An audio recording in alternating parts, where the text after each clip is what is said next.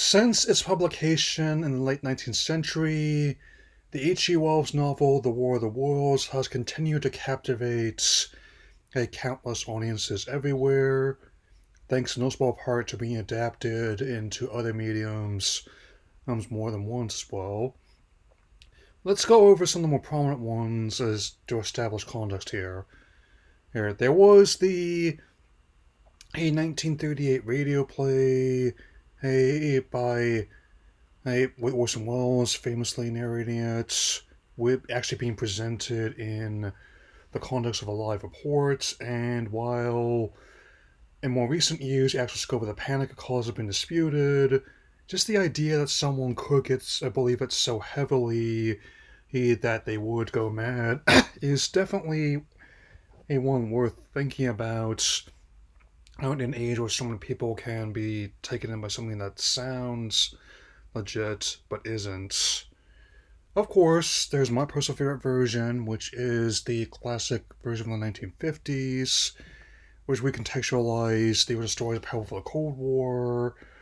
And while that version has had varying degrees of quality transfers over the years, the most recent restoration, which is in 4K, it honestly makes it some of the best looking that film has been for a long time, with its practical effects work still being a hallmark of science fiction to this day. The 2005 version, I'm much more mixed on, man. I still maintain it's my least favorite Spielberg film. I can at least appreciate what they're trying to do on a basic idea, make it a parable for the war that's going on in that time frame. But even when it features people I did have enjoyed in other films, it just did not come together here for me. And now we come to a topic that caused me to reevaluate my own thoughts on that one, if only to establish as with like Thanos that perhaps are due too harshly. Here is a painfully honest look at the 2025 adaptation of The War of the Worlds. So let's begin. This one is infamous for multiple reasons, and least of all the fact that it was actually sat on the shelf for half a decade. Made at Universal, they didn't even bother to put it on their own own streaming service. They ended up selling the rights to Prime instead. And with that in mind for all the product placements, I really don't get why the guy was so defensive uh, about that. If anything, hang, it actually made that bit funnier, including the climactic one about trying to use a drone to deliver a flash drive that's needed who stop the invading heaters there, and and even though it admittedly has decent performers in this, including Ice Cube, Clark Gray, Egg, and Eva Longoria, uh, again, who I've enjoyed in other works more, it just doesn't really come together. I mean, I was very much in, like very many people, in disbelief what I was seeing, though not for the reasons that the film exactly intended. And before I get too into that aspect, I will mention that the movie has been shoot done in just 15 days, is for a budget of roughly $10 million in very stretched conditions, and let's be honest, you can really tell.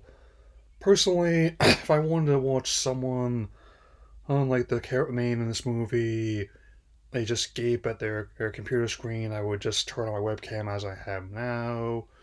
Oh, and I get what they're trying to do with Lisa's character who plays Radford, the widowed father of two adult children, one of whom's expecting, and has a strained relationship with them. But beyond that I didn't really care about what was going on to any of these characters, which is always a swing and a miss. But the positive side of that is that allowed me to just have a laugh at just that's the way they went about. Like, it doesn't really help that the screen life format is one that's difficult to get right and easy to mess up. I mean, for everyone on networks like Searching or Missing, which had a lot of same people involved, mind you, we get ones like the Unfriended movies, which is not particularly care for, and had the same fatal flaw that I simply do not care about the characters, especially as their motivation to seem to change from scene to scene. One moment, and he's sternly lecturing his son for spending too much money on in-game transactions, and relatable.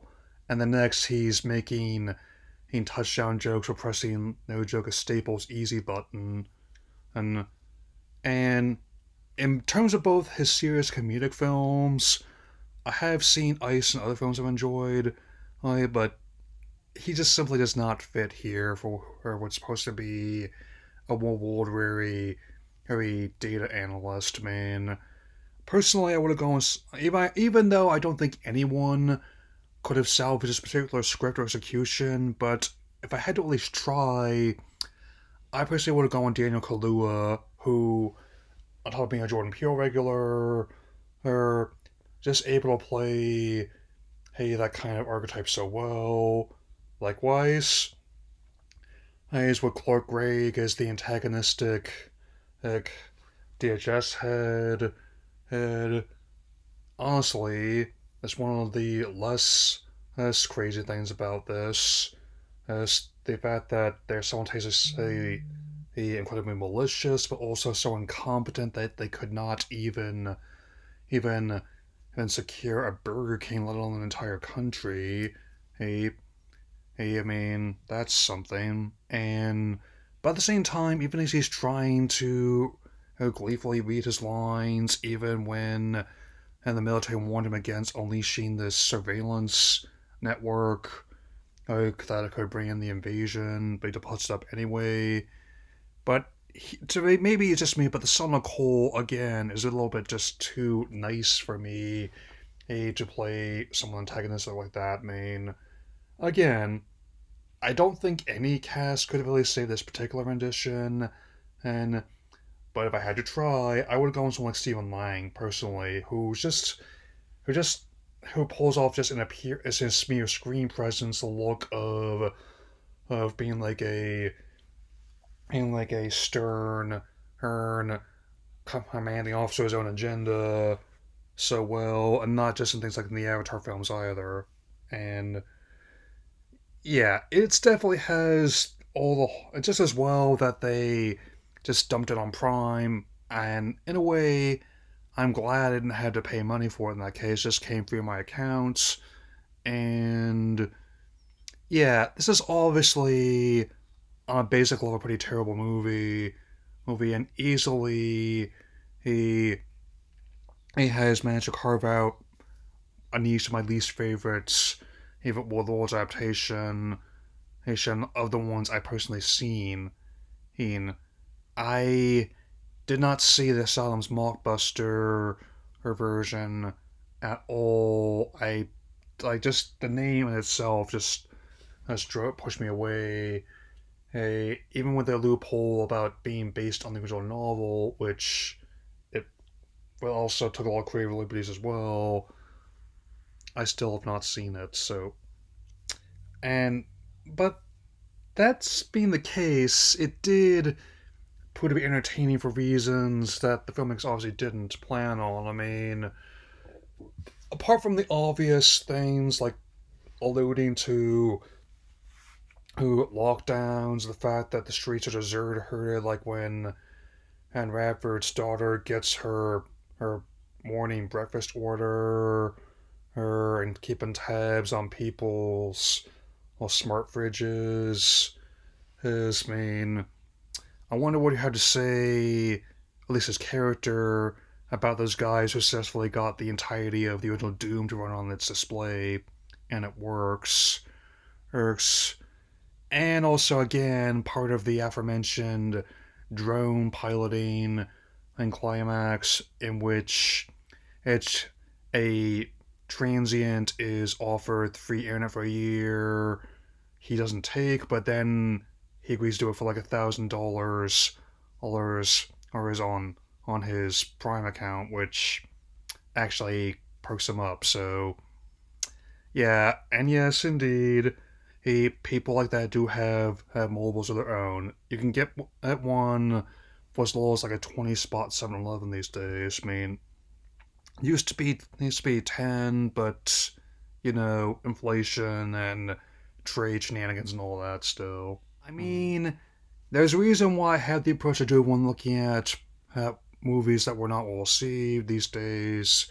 It's not enough for a movie just to be bad per se on its own. I have to be able to give my own perspective on it. I mean, on it, and if I personally think it'd be an entertaining topic to even take a look at. I mean, and the most common metric I've determined is this: if you give me a between a bad movie that's boring and one that's a white hot trash, where I always go for the latter. Latter, the vanity project that lost $75 million at minimum is example one I consider to be boring, and this is definitely a trash fire that I was always considering addressing, but I was just looking for the right time when. And given how it has now been officially recognized as the worst picture of 2025, I didn't actually see it that year, so it was not my personal least favorite that year, but I still found it to be really bad, but hilariously so. Oh, I actually laughed quite a few times during this, especially in the sense of like the Bender meme. And like, oh wait, you're serious? Let me laugh harder.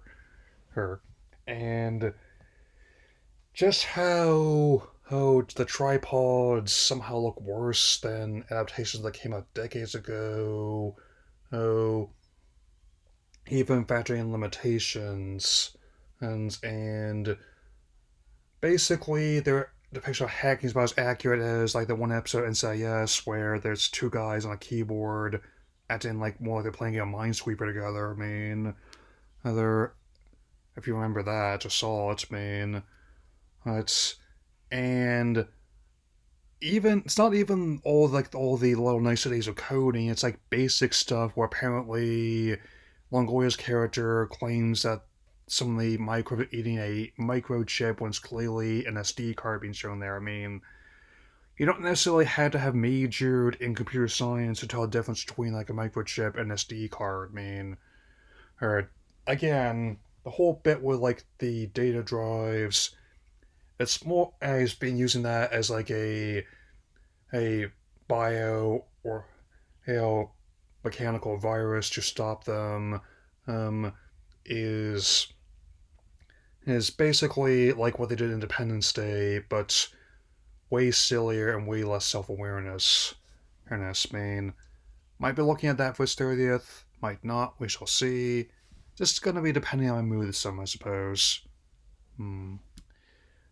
So, while this is definitely not a good movie by any means I definitely get why so many people do not like it, and why there's a whole new subset of people that make fun of it online, as they often do. Who even I will admit I had fun watching it and now talking about it. I mean, granted, that is obviously not for the reasons that it was not the filmmakers intended, but uh, it is definitely another one I could definitely see he having and making many bad movie nights for a great many people, or whether or not you have people with you on your couch or on your chat, with your often with your preferred choice of of extra enhancements. I can definitely say you're going to be in for or a very effective unintentional comedy since it fails at being in a science fiction disaster thriller across the board. Or I mean, so in a way, hey, I thought I would just rip off this bandage finally. Hey, before I talk about how like much better received films and work on getting my Mario Galaxy tickets.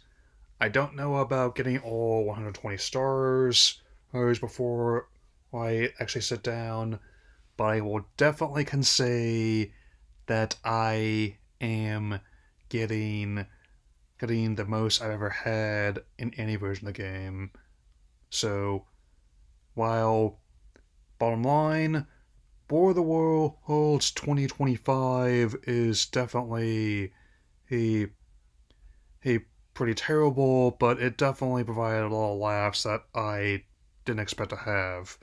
Especially like the whole fact that a great disaster lyric from Keep Your Head Up comes up with the title card once it's all over. Oh, and one last bit to dang this with faint praise is at least short at like a tight it's 90 minutes including credits. So it's not going to ruin your whole day if you do decide I had to take it out. I mean, I personally just put it on after when I rewatched Hard Boiled. Well, so there's that. That's all for now. I will see you all in April, so take care, everyone, and keep watching the skies. Mm.